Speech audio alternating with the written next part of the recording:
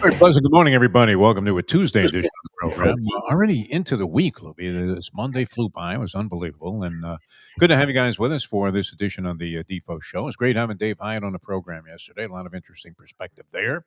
As we are still in the midst of the news cycle. We are the center of the news cycle, or close to it, here in the sporting world, here in South Florida, as we have the championship game on the horizon.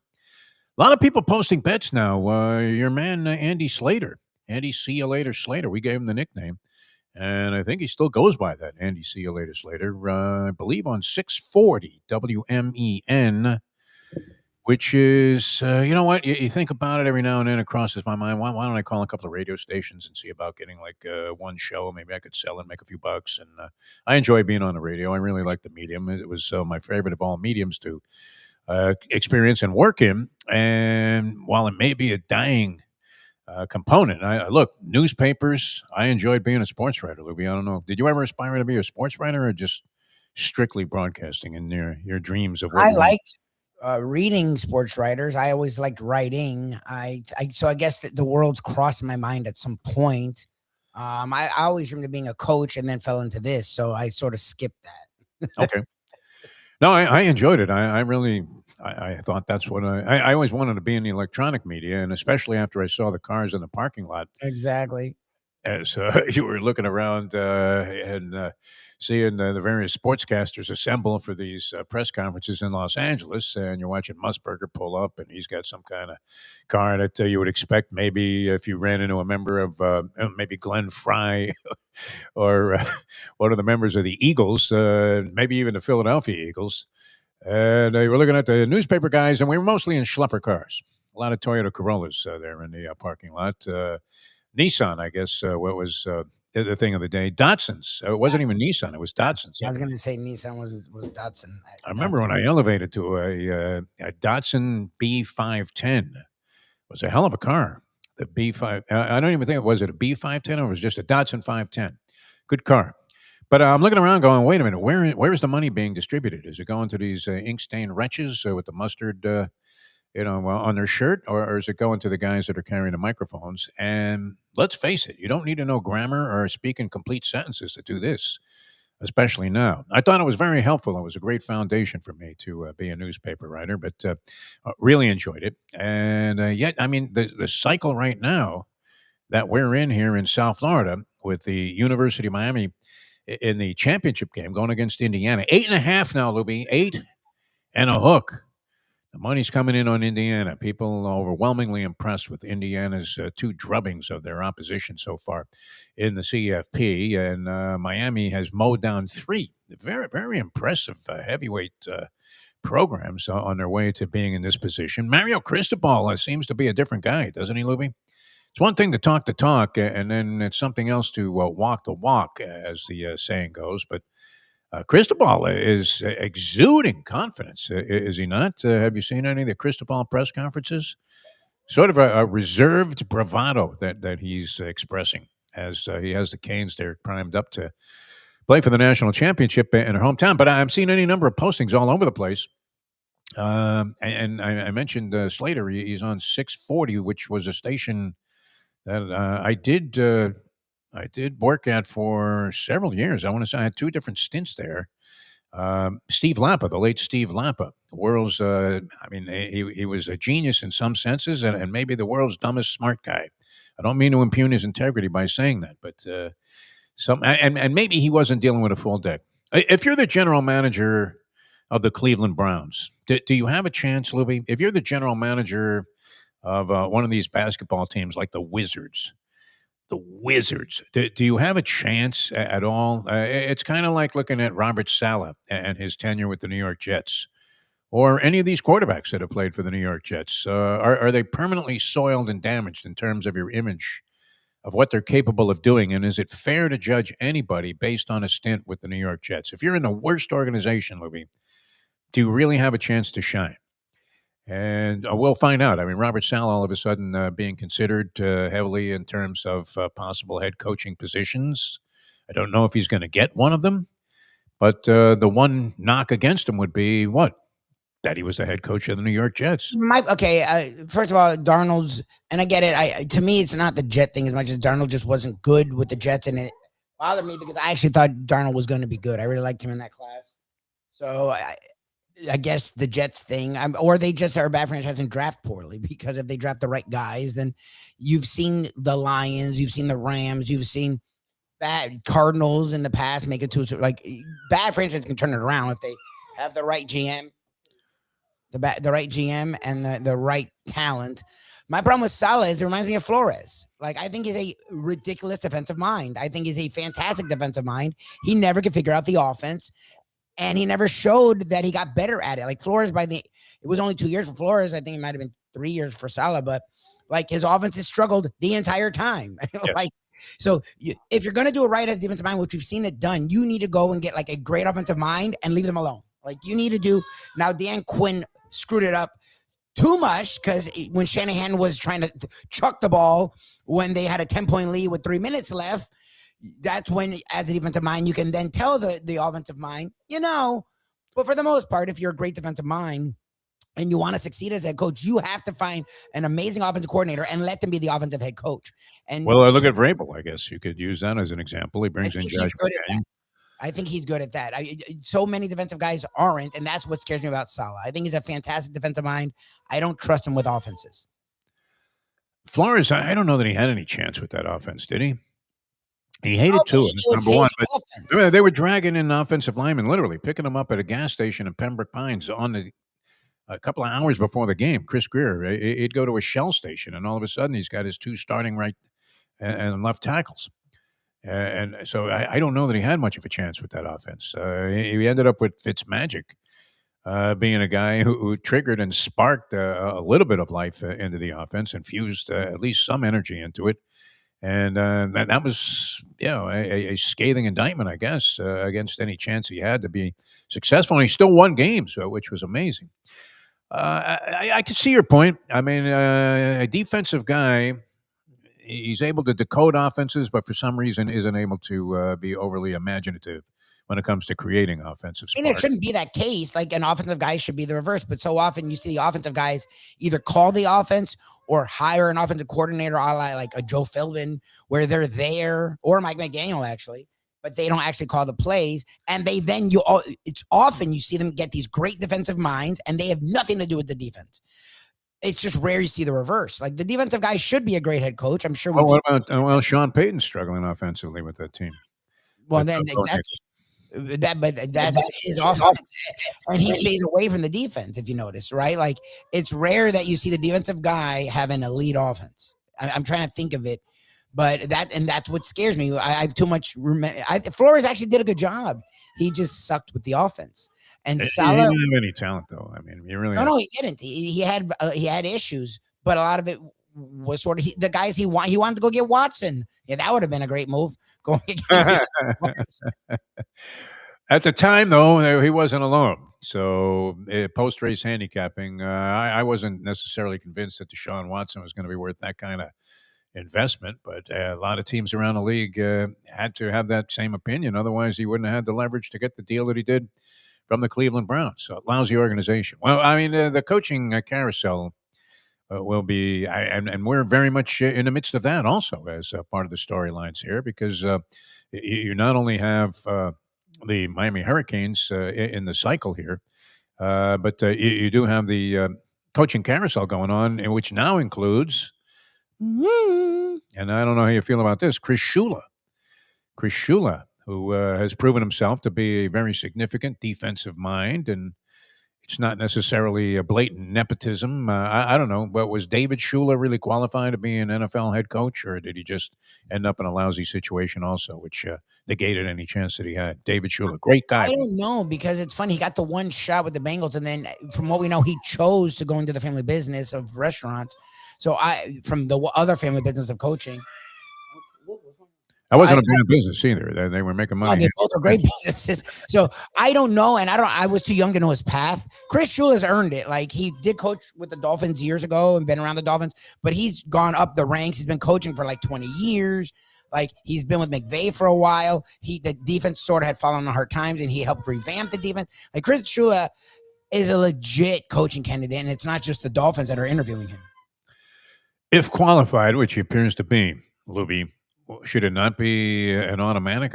One thing at least about this Dolphins coaching search, they're being fairly thorough. I don't know that their number one priority by a wide margin is not to get John Harbaugh. That seems to be an MO that everybody's using, including the New York Giants, who supposedly, I guess, Mara sat down to dinner with John Harbaugh as a prelude to them meeting and having an official interview for the job. What do you need to ask John Harbaugh except how much money does he want in the interview? How's that interview going to go? Is it going to be like that Joe Philbin interview with Stephen Ross, where Stephen Ross says, "How you doing, Joe?" And he doesn't even answer, and he goes, "You know what? You're great."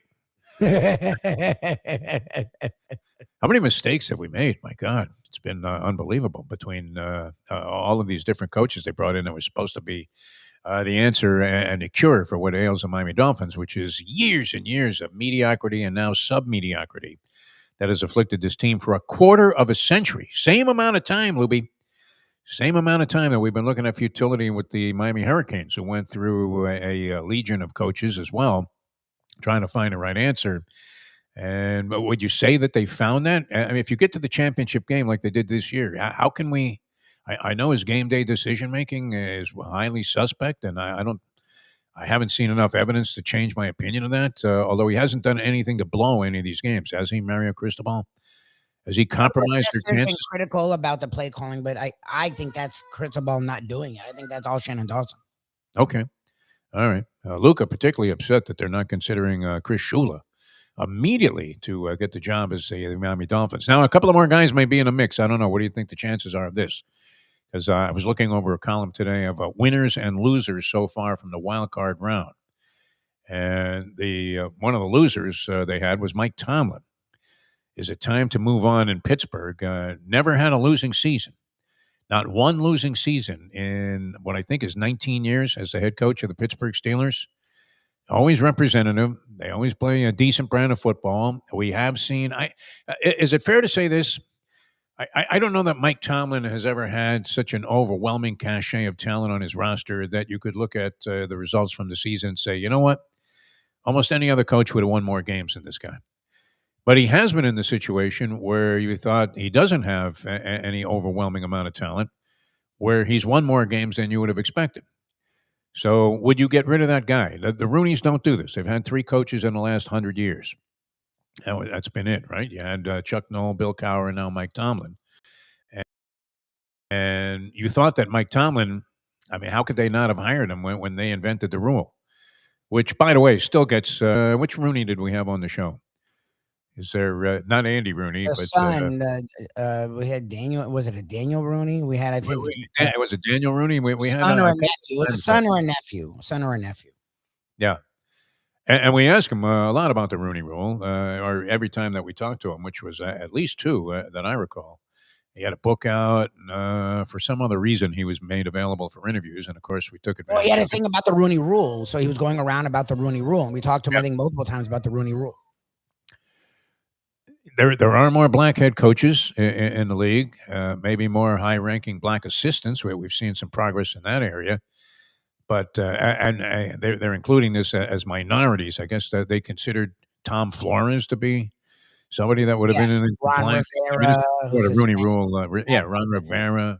I didn't necessarily consider that Rooney Rule hires. Did you, Ron Rivera? I did, because it was broadening it from Anglo, but the idea was African Americans who make up like 60 to 70% of the players, yet somehow are like 5 to 10% of the coaches.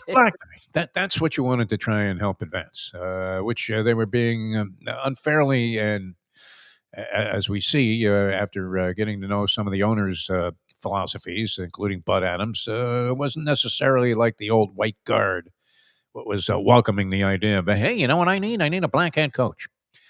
But still, there's just token homage being paid to the Rooney Rule, Lubie. Look at the New York Giants.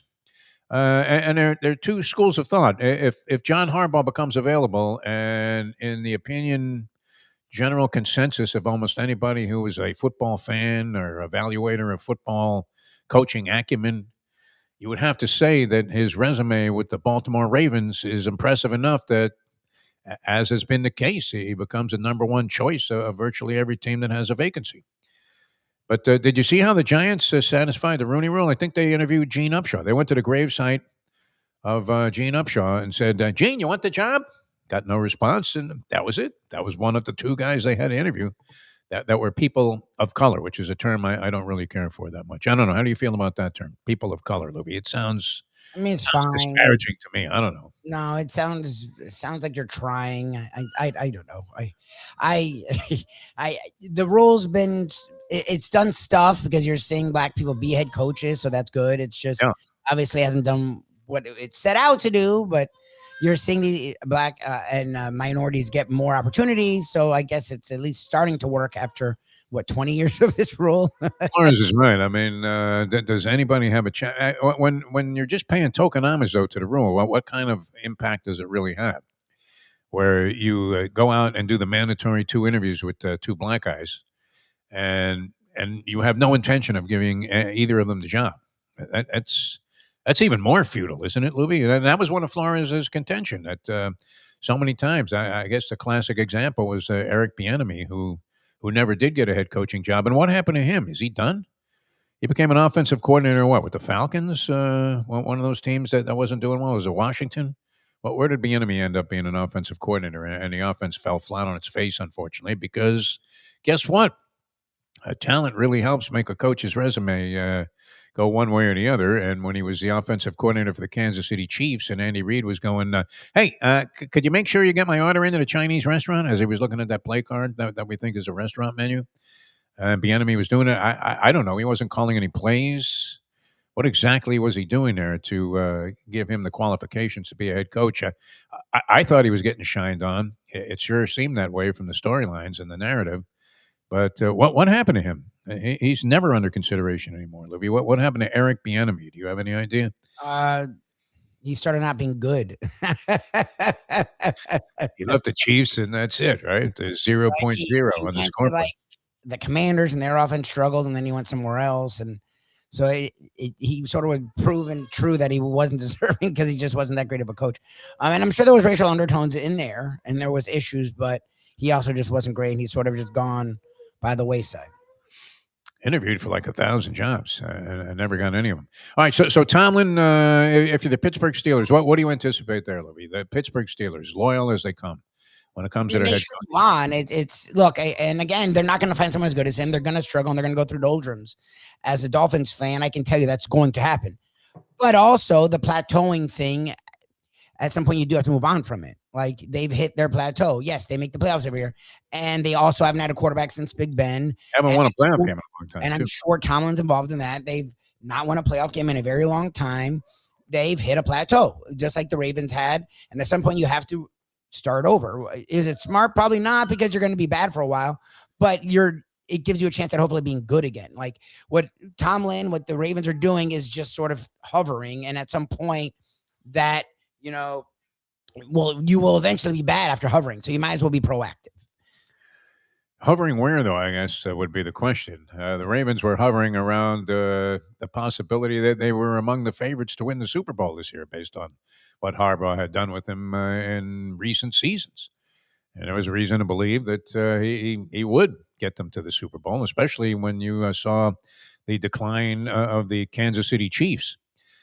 You're thinking they're one big nemesis. Well, they had two, right? Buffalo Bills, Kansas City Chiefs were both the teams that were highly regarded coming into the season, along with the Ravens. So these anticipated results and expectations, so to speak, might have been a little bit lofty, but they were lofty because this was the guy that got them there. I don't know that people were expecting so much from the Steelers this year. To go 10-7 wasn't bad. Aaron Rodgers, that was interesting yesterday after the game. He walked out at a press conference, got sick of answering questions. Does he come back next year, Libby, or does anybody care anymore? Is this getting like the Brett Favre narrative? Yeah, it is, and he needs to retire. I mean, it's done. This team was built for him, and if he was good, he could have raised them to a different level. He's not. He's done. The Steelers were not really shouldn't have been a playoff team, but the Bengals had their issues, and the Ravens had theirs, so it sort of opened up the floodgates. And then the Dolphins had their issues, and the Jets had their issues, and the Chiefs had their issues, so it sort of opened things up for the Steelers. And again, Tomlin's a good coach, and he's able to make bad better. But the Steelers don't want to be average, like they're used to winning. And I think he sort of just hit that crescendo. So you would expect them to maybe get rid of Tomlin and bring in some fresh new blood, not a coaching retread.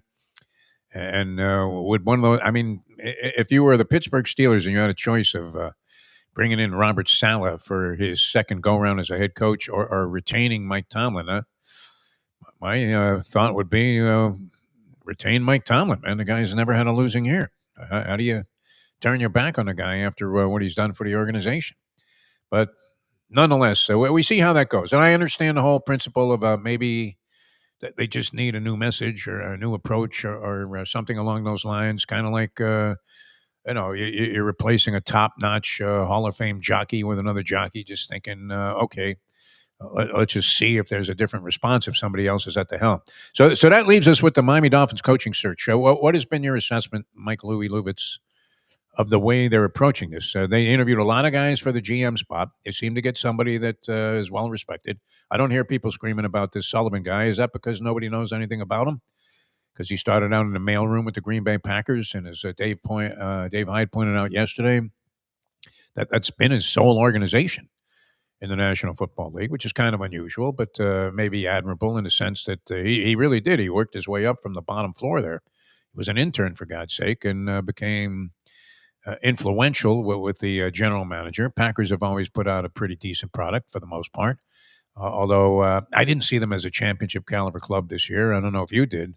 They had too many of those collapses, especially against the Chicago Bears. When they lost that 16-0 lead with like 3 minutes to go in the game, did that not raise a few red flags for you about the Green Bay Packers being any kind of serious threat in the postseason? Well, look, the fact that LaFleur has had a lot of talent because of the GMs and because of the personnel people, and they haven't crossed that threshold. People are right to have their questions for him. I'm just a Dolphins fan, and we've been bad for a long time, and he's still young. So to me, it's like he's already gotten to that place young. He has room to grow and become better. Like, I'd rather see what's ahead of him than some of these other guys that haven't done it yet at all. All right, if you had to take a shot, Lubie, at who would be the next Dolphins coach, I'm assuming, I don't know why I'm assuming this, but and they're going to throw a lot of money at John Harbaugh. I don't know. It just seemed like all along he's going to take this interview early on with the New York Giants. The Giants have made no doubt about their intention to try and land this guy. As you pointed out yesterday, maybe a little frugal when it comes to this area of just, and Harbaugh is adamant about paying his assistants in the high caliber range of salaries for assistant coaches. And he himself, what was he making, like 14, 15 million a year? Probably, yeah. Wow. When did that happen? Yeah, NFL coaches make a lot more money than we realize. Yeah. We just don't hear about it because when they're fired, their salary goes away as opposed to these buyouts with college. So that's when all of a sudden you hear about the actual salary about the college coaches. The NFL coaches are like Sean Payne's making 18 million. I didn't know that escalated. It's like doubled, right? Where a $10 million head coach was, wow, are you kidding me? They're paying this guy $10 million? And now it's 20, Lubie? That's unbelievable. So the money should be no object in the National Football League. How much money do you think each team is making every year?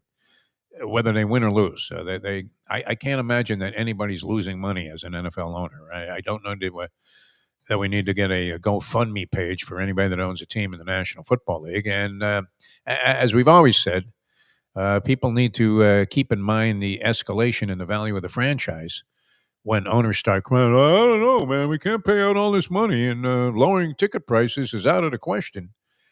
And you're thinking to yourself, my God, you bought the team for $300 million. It's worth $5 billion today. What did Jerry pay for the Cowboys? Now, a lot of that was his own innovation. He managed to put together the whole stadium deal, and he's a brilliant businessman, as Jimmy Johnson pointed out to us when we had that interview with him down there at the Big Chill. He said that, Jimmy, I've never known a smarter businessman, and you have to figure Jimmy's come across a lot of them during his lifetime. As he's been involved in football, college, and pro level for forever, or at least was. Uh, yeah, I mean, you have to take into account the value of the franchise. Even the Marlins are worth more than they were a few years ago, which is amazing, right? Considering that, has that been one of the quietest off seasons you've ever seen? Haven't done Outside of, anything. So yes, it's been quiet because they've been totally inactive. they traded away Cabrera, and we got three relatively unknown prospects. That's great. I hope they work out very well. But so here's where we stand, Louis. And the NFL playoffs were sensational. Last night's game wasn't all that exciting because of the end result, and the Steelers. It was close for a while. Steelers had their chances. C.J. Stroud kept making mistakes, Louis. Mistakes. He threw a couple of really bad balls in circumstances that you would have thought this guy's got to be smarter than that with the football. And yet they win it 30-6 last night, and it sets things up this way. So you have Houston now going to New England. I think a lot of people thought that Houston was going to win that game, even though they were on the road against the Pittsburgh Steelers. They go to New England. That Houston defense is legitimate, Louis. New England's defense is also, I think, better than advertised. New England's defense was very impressive in that last ball game that they played against the Chargers. Look, they beat the living crap out of your man. Justin Herbert was hit 21 times in that game. So I know you're not a big Herbert fan, and you really resent the whole argument. I mean, I don't know that anybody spent more time eached when it was suggested that the Dolphins blew it, who went number 6. And your theory is, and there's validity to it, that Herbert really hasn't accomplished all that much, in spite of the fact that they've tried different things, and now they bring in Jim Harbaugh, and he's one of these guys that really knows how to work with a quarterback and what was going to build pieces around him, including a defense that was going to give him a much better platform to be a winning quarterback. I kind of like the kid, but nonetheless, how do you win? He's taken some of the worst beatings since Jerry Quarry. This guy in a couple of games that I watched. One of the Charger games that I focused in on, I was amazed that Herbert was even able to peel himself off the mat. He was getting pummeled, and that was the case. When you're getting hit like that, tagged like that, Louis, can you be blamed for not necessarily making the most accurate of passes later on? 21 times he was hit in that game, including 6 sacks. So that was a bit of a rough one. And yet, I mean, you look at the New England defense; they were very, very effective in that game. Houston's defense has been great all year. What do you think, Houston and New England, Luby? Who moves on in that? Uh, it seems like two teams very similar. Young quarterbacks have gotten a lot of hay in their day. Stroud's was 2 years ago. Mays right now. Two defenses with former Patriot, not former great defensive players who have gone into coaches, linebackers who are really good at coaching and coach great defenses and coach smart teams. The Texans ended up, I think, finished like with a number 1 or number 2 defense in football. The Patriots didn't, but yes, they are playing good defense. That's where I lean is I think the Texans defense overall is a little bit better. And I think on the road, they're on the road. I know, but whatever. Yeah. And I think they'll be able to get after May. I know Stroud just had 5 fumbles, which is, I don't even know how you have that. I don't even know how that's a thing, but you would think he wouldn't do that again. I don't know. I think it'll be a close game. I think it'll be a tight game. There's something about the Texans to me that people keep forgetting the Texans that I don't know. And they've been actually pretty good and very consistent. So I don't know. I lean Texans. 2 defensive touchdowns in a game last night. Fumble recovery for a score and a pick 6. Aaron Rodgers' last pass, if that was his last pass, was a pick 6. A lot of people were kind of getting a sort of sorted macabre kind of kick out of that because they're not big Aaron Rodgers fans. Buffalo and Denver is an interesting one because Buffalo's going on the road and they're favored by 1.5 over the Denver Broncos, who are the number 1 seed coming off a bye week. I don't know how beneficial that's going to be. It seemed like the Bills would have gathered a little bit of old man Mo, by this thrilling comeback against a very good Jacksonville team.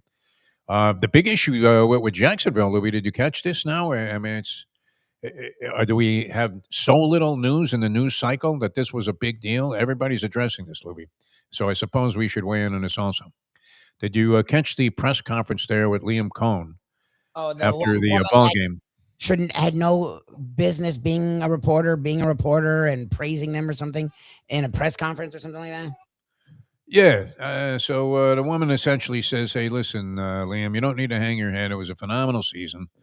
Team went 13-4. Nobody could have anticipated that coming into the year. Jacksonville.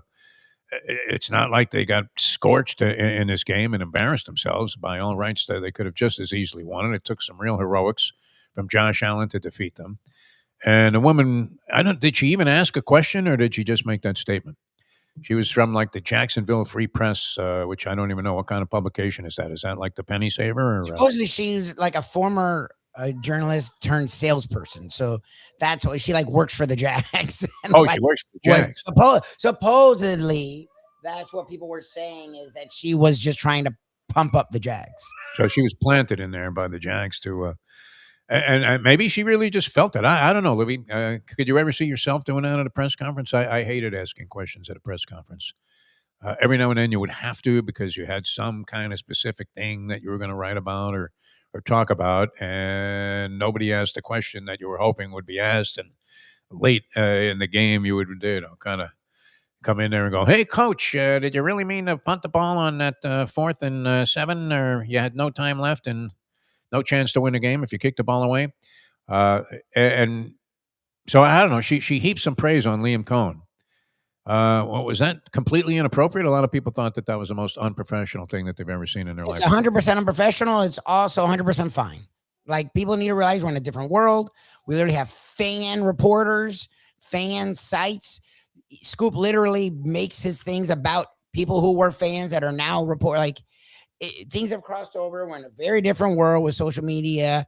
It was unprofessional. It was wrong, and also it is per today. Like I don't know. People are losing it with the journalism. Really, journalism. Really, CBS is literally editing the 60 Minutes. CBS literally now is praising Marco Rubio, who's totally lost and has no idea what he's doing in his job. So like where we're really worrying about journalism. Like, let's focus. I'm more worried about that journalism than at a Jags game. Like, I mean, yes, it was by the book. You don't do that.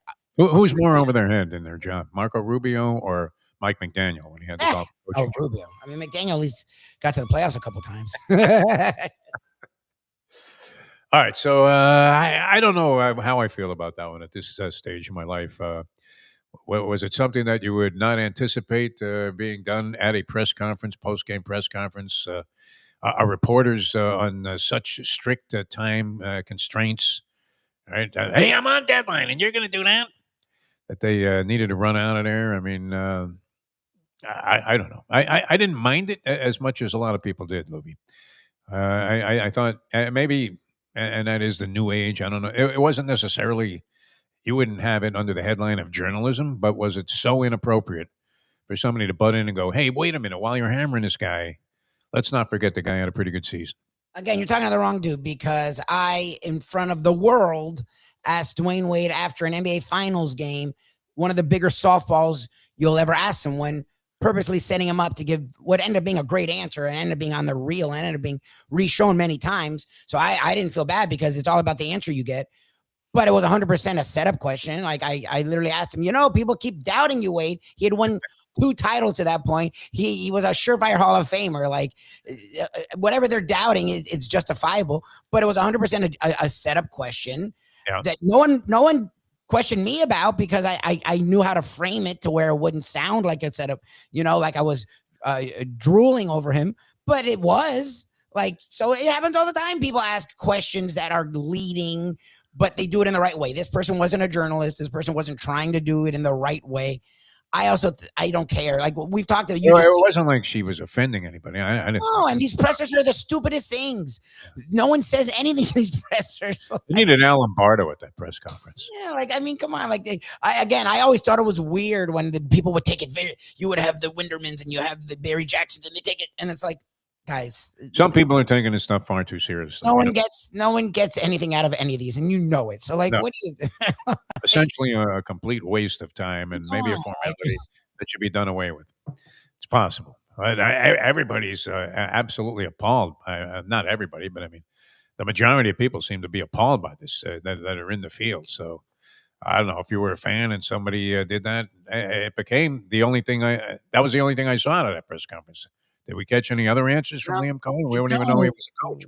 What are you getting out of the press conference? Look, this it's not the Jack, like you say, the Jack Webb School of Journalism or Walter Cronkite, but Just give me the is facts. is anyone right now like Jake Tapper's writing books about Biden sleeping when we have an actual president sleeping Falling asleep.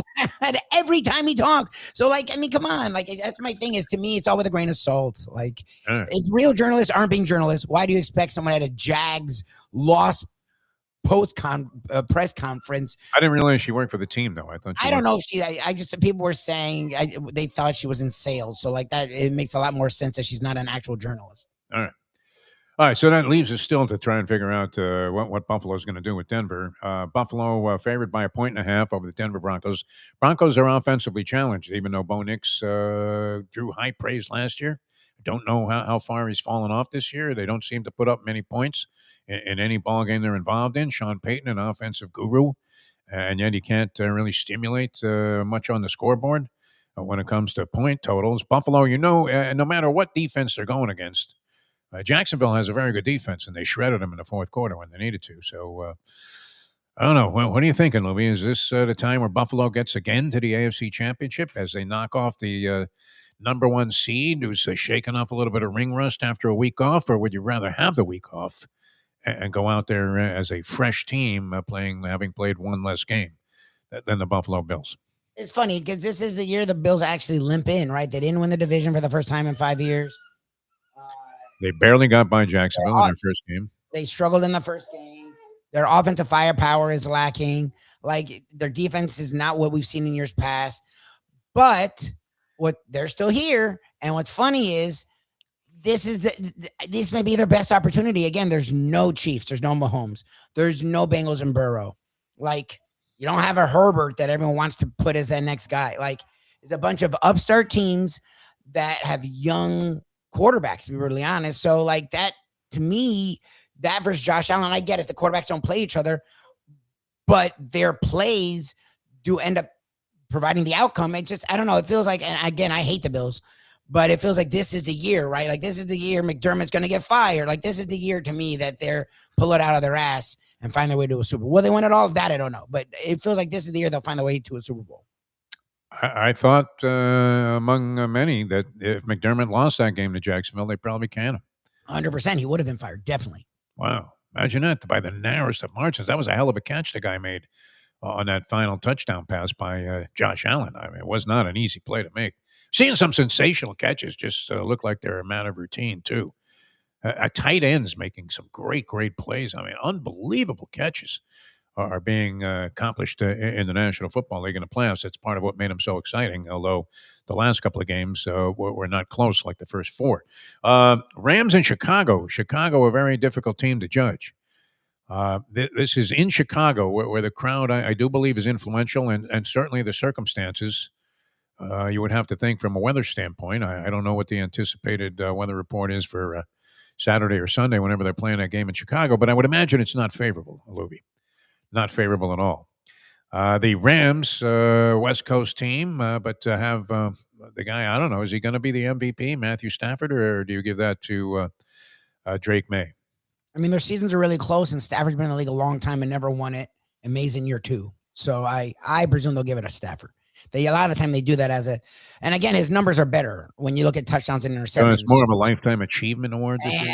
And then the lifetime thing, yeah. Like a lot of, especially with MVPs, you'll see that late in people's careers. If they had, now again, if his numbers weren't there, it wouldn't be an argument, but his numbers are. He has more touchdowns. They're very close. Close on interceptions. I know May had better completion percentage, and they ended up having a better record, but he had like almost 10 more than 10 touchdowns more and the same amount of interceptions. That alone to me, I would give it to him. And then the career thing. Like, okay. May will win it. May can win it later. Stafford's old as hell. Like, it feels like it'll go to Stafford. If it goes to May, he deserves it. It'll probably go to Stafford is what I think. You can make a strong case for either guy with very few detractions from either's resume. Right. So what do you see? Most people are thinking the Rams win this game. They're actually 3.5-point favorites on the road. 3.5-point favorites on the road to the Chicago Bears, who we've seen. Look, the Bears have been the cardiac kids. They've Cardiac made kids. That any thing number of scares me. incredible comebacks. We talked about this yesterday. And that being said, I don't know. Can you afford to get into that kind of a jackpot and be trailing by 2, 3 scores, as they say? In this case, almost 3 touchdowns. They needed 3 touchdowns to end up winning the game minimum. They're down 21-3 in the second half of that ball game. Can they pull another miracle out of their fannies and beat the Los Angeles Rams? That's my thing. First of all, you're led by a young quarterback, young coach, team that's just turned it around. The Rams have been doing this for a few years now.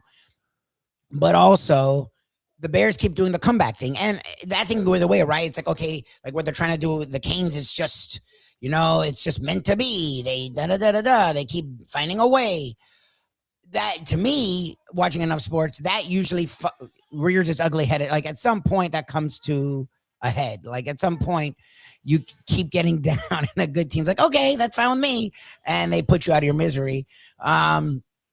I would lean again. I felt like the Rams are this weird team in the NFC that they're not getting enough attention, and that I could see them coming out. So to see when they almost lost in round one, that I was like, oh, that's annoying. It was lost to Carolina. Let's not forget that. They made Bryce Young look like he was. He looked great. It was the best game he's ever played in the pros. Yeah. It looked since Alabama.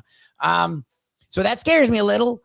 But the Panthers were playing good football, and the Panthers had done that to them already and other teams. So I don't know. It feels like I would lean Rams just because of the young, like Caleb. You never know with him. I know he's played better, and I know he's played really smart, but he's in there somewhere. So like this would be the kind of moment I could see. And he's not a cold weather, as much as you're like, well, the Bears in the cold. And yeah, but Caleb Williams isn't cold. Caleb Williams isn't like playing the cold guy. So he's been there long enough to be like a frozen fish stick. No, I mean, I don't know. 2 years in Chicago will definitely numb you to the weather, I think.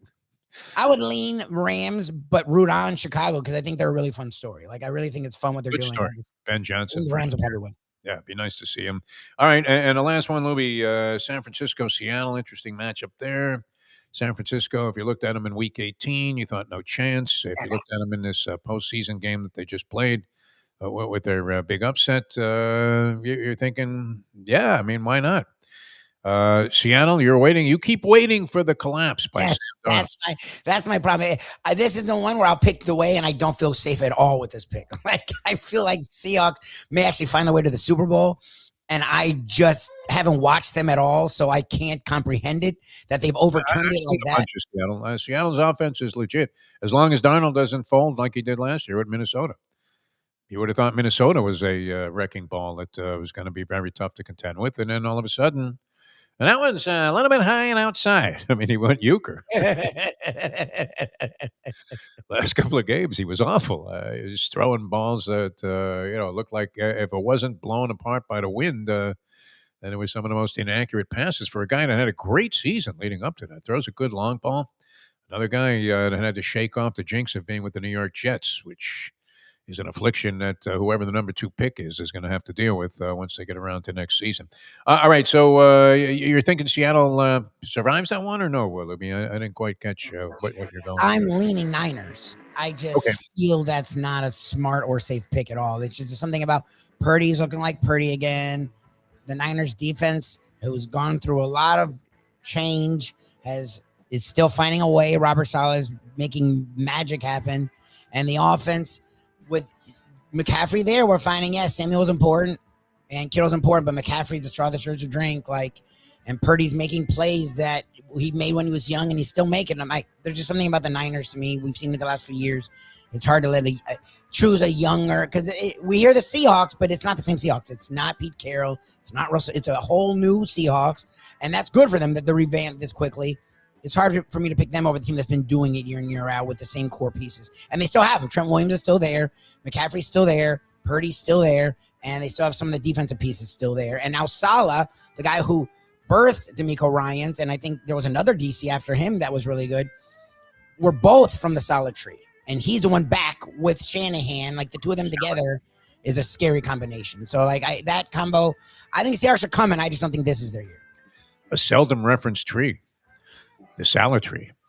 I quite like. Well, I mean, defensively, it was Ryan's, and then there was another guy, right? Wasn't there the guy after Ryan's is also like highly? I'm trying to think of the guy that was after Ryan's that left to bring in Salah. Maybe he was fired, but Salah's a really good defensive coach, and the fact that he's there, he's doing really, really good things. And Shanahan, when he has a guy like that, is able to get Super Bowls. He can't win them, but he can get to Super Bowls. I mean, aside from The Rock, is there anybody who looks better with a bald head than Robert Saleh? Michael Jordan. He No, was iconic. I don't know if he was attractive, but he was bald head iconic. as well as anybody.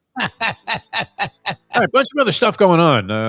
Wow, I can't believe we've been babbling here for like 50 minutes. Well, you've been doing a nice job, almost doing CPR there on young Luca Panici Lubitz. So very good that you could keep your train of thought going. Your man Brooks Koepka going to be back on a PGA tour. That was kind of an interesting development as he leaves the Live Tour under the auspices of I want to spend more time at home with my family. And comes back on a PGA Tour under some special considerations that were laid out that only apply to 3 other guys on the Live Tour right now. What happens when the Live Tour is just a bunch of old has-been European hacks that at one time had risen to a level where you thought, wow, this guy's pretty good, and maybe even had some accomplishments. I mean, Phil Mickelson. How shot of a fighter is Phil? Although usually shows up at the Very Masters. much, very much. There was some tweet the other day that was supposedly from him that was utterly insane. It's like, oh, he's definitely lost it. He's got it. Ryan Rolop is the new commissioner of the PGA. So he opened up a very unusual door. And I was reading an online assessment of this saying this could be the end. Could spell the end for the Live Tour in this division that's been going on in professional golf. For those of you that are golf fans like I am, college hoops. Wow, Dusty May finally lost a game just when you thought he was going to win a national championship. I saw the odds for the national championship in the NCAA. In NCAA hoops, had Michigan number 1 just as of like 2 days ago at plus 450 to win it all under Dusty May, which would be, imagine that. Now that's how good of a coach is this guy? If he could get FAU to the Final Four and then turn the Michigan program around in a very short period of It's a time. great coach. It's the reason why FAU was doing everything they could to keep him. Well, That's amazing. I mean, they can't compete. It's unfortunate. They would have to dig up Howard Schnellenberger and shake out whatever cash they paid him to get the program started there. And Arizona's number 1. A lot of undefeated teams. A lot of teams with lofty records, college basketball. And that's a sport I haven't really seen too much of so far, Libby. I don't know if you've been paying any attention to it yet. FSU sucks. So it ruins it for me. I know UM's actually played really well, which is good. Yeah. FSU's had their issues. So it's made it tough for me to keep following. LeBron, Charles Barkley, you're dead wrong if you don't think that football is always going to dominate when they go head-to-head with virtually any other sport. And at least from my viewing perspective, it's kind of pushed college basketball, which I'm a big fan of, into the distant background at this point. But rankings have Arizona number 1, Iowa State number 2, UConn's 3 at 16-1.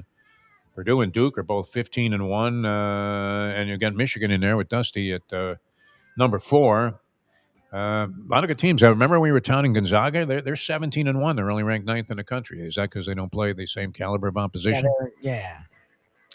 Is Mark Few in the hospital with some kind of? Had some illness. Yeah, I don't know if he's still there, but he had something. Yeah, I think he's still there. I saw some post on social media.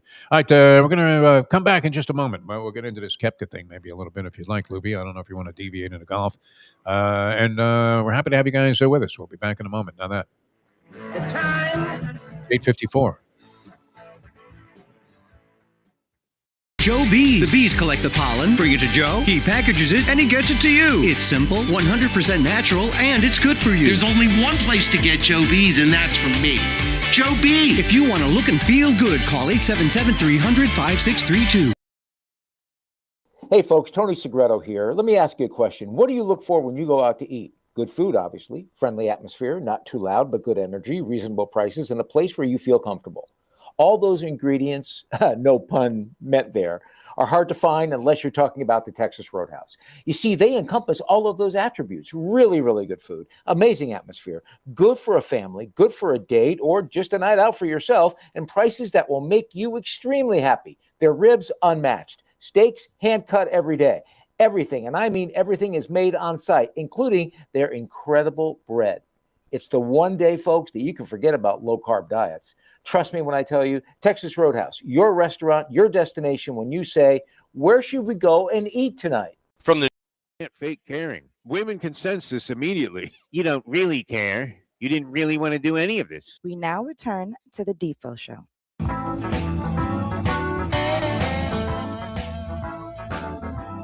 Right, welcome back to the show. While we have a few minutes left, one of the stories out there involves Brooks Koepka, who we've mentioned many times on the program. I don't know that anybody looked more coked out than Brooks Koepka did. Used to be able to identify who was and wasn't on cocaine. Lubie, well, everybody pretty much was, or at least a large component of the people that I was hanging around with, especially in the electronic media. And I mean, this was in the 80s and the early 90s. It was just, it was almost inescapable if you have a penchant for and an unfortunate habitual addiction to almost anything that makes you feel that good.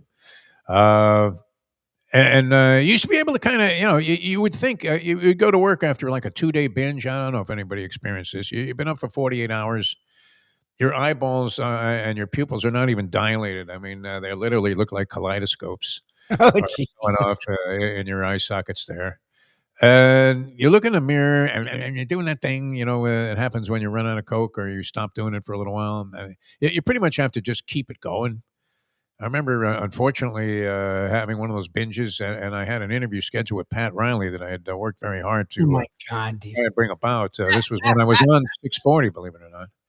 And it might have been at the tail. That might have been the epiphany that made me think I never want to do this again, which you say every time that you did it, even back when the stuff was pure as the, and right off the Colombian vine.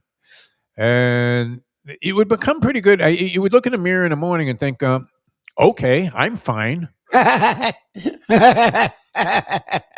Like, you got to be kidding me, man. You've been up for 48 hours and you can't stop doing this stuff. Where it started out, you would do a line and casually talk, maybe take a sip of wine. Now you're just, it's insane.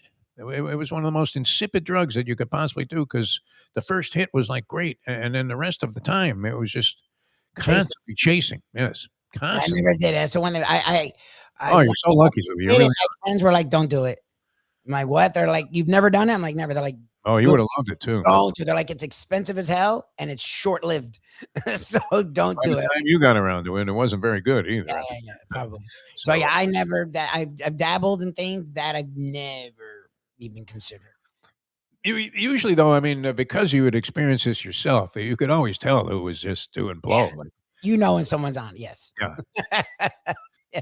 So I would have to say, I mean, this is an unfair assessment, and I don't mean to cast any aspersions if they're not justified in some way. But when Koepka, after what major was it that he won, was in the Panthers box that time, the Panthers suite? Yeah. The 2 years ago, when the year they lost. How blown out? If he wasn't on cocaine, what was he on? I mean, he was on coke. He was coked Remember out. when we used to see Rodman and we were thinking, we don't know what drug he's on, but I want some because I've never seen a guy this happy in my life. 100%. All right, so he's been, I don't know, would you say, is Koepka a controversial figure? He seems kind of unapproachable, like he looks like he's angry with the world. I don't know, is he actually a nice guy? Well, what do we know of Brooks Koepka in reality? Lubie, as from a personal standpoint. I always thought he was blowing off his girlfriend, like she was always walking behind him, and he would kind of brush by her after he would have one of these major wins. And she was ready to fawn all over him, do the thing that most golfer wives or girlfriends do, where they run out on the green there and leap into the guy's arms. And it seemed like he wanted no part of that. And yet he's married to this woman, and they have children. Jenna something. She's some kind of influencer or a model, a very attractive woman. And Koepka, let's face it. I mean, does he not make a nice appearance? He's got teeth like Secretariat. And he has game, and it's an attractive game. DeChambeau became extremely popular when he was just, he was on the juice and he was hitting those 400-yard drives, and he didn't care. It was like he was just going to drill a line drive through the woods, and he didn't care that the tree branches would be shattering off. And then Nance would be stunned as he had to observe, oh, my God, that ball's right in front of the green. Yeah. Incredible. So he was powering his way around the course. And Koepka had a little bit of that kind of golf machismo, did he not? Mhm. Where he was just going to hammer shots. But he had enough touch and finesse to win majors. What does he have? 4 major titles, Brooks Koepka? Mhm. Did he win the Masters? Does he have like 1 Masters and a U.S. Open and 2 PGAs or something? I don't know. I'm going to have to look that up. Anyway, so this guy, Brian Rolop, comes up with a new thing. I think just almost immediately subsequent to Koepka saying he wanted to leave the Live Tour. Now, do you think you're a conspiracy Are theorist? you allowed to leave? Like, is it like a gang where, like, once you're in the family or the mafia, like they don't just let you leave? You're worried some sniper's going to take Koepka out on the PGA Tour while he's at the Waste Management tournament there, and all those drunks are on 16. That would be an easy place if you wanted to get retribution for you He's took won- our money. He's won 3 PGA 3. championships, 3 PGAs. 2 U.S. Opens. He's finished 2. second twice in the Masters and tied for 4th in the Open. We shortchanged him a major. He has 5. Yeah, he has 5. So they come up with this category which would make you eligible to return after defecting to the Live Tour, to the PGA Tour, where if you're a highly accomplished golfer, you can make certain concessions to the PGA Tour and get back on the tour. It could be a case where this becomes just a Koepka rule because he may be the only guy that it ever applies to. As I don't know, do we see a lot of guys defecting for the Live Tour anymore? That never happens, does it? When was the last time a PGA guy left for the Live Tour? Lubie, has that happened in the last couple of years, or that? A while. It's been a while. I think Live Tour has been a 4-year thing, and we've been talking about it seemingly forever. In terms of analyzing what's going on in the golf world, it was interesting. Whatever happened and became of Greg Norman? Has anybody seen or heard from Greg That's Norman? a wonderful question. No, not at all. That's Koepka, scary. am I a little worried about that? Scary. Yep. He was the face of this thing and then magically just went away. Disappeared. Holy Khashoggi. My God. I mean, is Greg Norman dismembered somewhere in the Sahara Desert where we'll never find them, buried in some sand dune? That's you I couldn't wouldn't. step I out if wouldn't you be had a. surprised. I'm not expecting it, but I wouldn't be surprised if he is. So is this the boldest move ever made in sports? He got his $300 million or whatever it was that they paid him to defect. Now I'm not sure what their arrangement was for him to leave. It did seem like it was somewhat cordial on the part of the Live Tour executives. These statements were not laced with any kind of venomous comments about what a traitorous bastard Brooks Koepka happens to be. They're going to welcome him back here. Now, there has been a precedent for it because the Live Tour guys were playing in the majors if they were qualified to do so, which was more and more difficult to do because of the fact that they weren't involved in the rankings anymore for the most part, unless they had won a major. And those are the qualifications. You have to have won a major between 2022, or I guess that is in coincidence with the start of the Live Tour, and now you had to have won at least a major or a couple of other tournaments qualified, the TPC. So there are only 3 other guys that qualify under these stipulations, Libby. And that would be DeChambeau, who I don't know what he's going to do. You talk about having the most leverage any athlete ever has. Holy Cody Bellinger, my God. This guy, I mean, if he leaves the Live Tour, DeChambeau, what's left of them? Is there still a tour? I haven't heard anything about this. They only play 14 times. I think they're expanded to 4 rounds. They're more off the radar than the WNBA was several years ago before Caitlin Clark got involved. But if all of these guys defect and end up back on the PGA Tour, it would be Cam Smith. I don't know if anybody really cares about him. Cam Smith, good player, but really not high profile. I wouldn't think, even among at least among casual golf fans. John Rahm, who would be a big time presence, and DeChambeau. Those are the only other 3 guys that it applies to. These rules that were set forward. They have to give a $5 million donation to charity, which is pocket change for anybody who was on the Live Tour. They don't participate in this PGA equity thing, which was brought about by the Live Tour because the PGA guys were saying, "You want us to stay? Huh?" And they had to get a piece, which they did. So that could be anywhere in the neighborhood of 50 to 85 million you're sacrificing. Gets kind of interesting, though, Louis, when you think about the price that Koepka's paying to come back after. Well, I don't imagine money will ever be an issue for this guy. No, I mean, they made so much money. My God, staggering when you think about it. How tempted would you have been, Mister Blood on My Hands, to have gone ahead if you were a golfer?